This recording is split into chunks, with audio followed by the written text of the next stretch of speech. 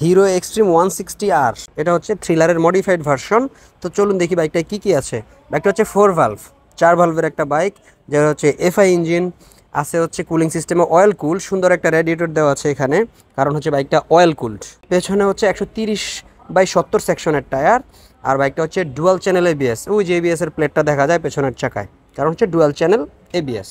বাইকটা কিন্তু single seat করা হয়েছে পিলিয়ন বসার সুবিধার্থে বা ফ্যামিলি বসার সুবিধার্থে। আর এখানে এবিএস, আগেই বলছিলাম ডুয়াল চ্যানেল এবিএস সামনেও পেছনেও।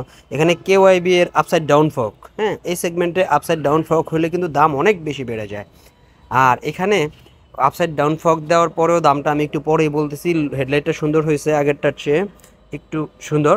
আর এখানে একটা ছোট্ট করে ইউএসবি পোর্ট দেওয়া আছে। ইউএসবি পোর্টটা এমন জায়গায় দেওয়া যে বৃষ্টির পানি কিন্তু পড়ার সম্ভাবনা খুবই কম।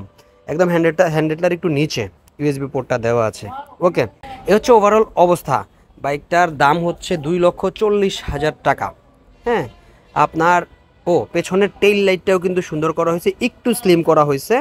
আগেরটা একটু বাল্কি ছিল, দেখেন একটু শার্প, আগের চেয়ে একটু শার্প করা হয়েছে টেল লাইটটা। এবং ইঞ্জিন সিট কাউল, যেটা সিটের দুই পাশে পেছনে যেই প্লাস্টিকটা এটাকে বলে সিট কাউল, এটার মধ্যে একটু চেঞ্জ আসছে ডিজাইন, দেখতে ভালো লাগতেছে খুব।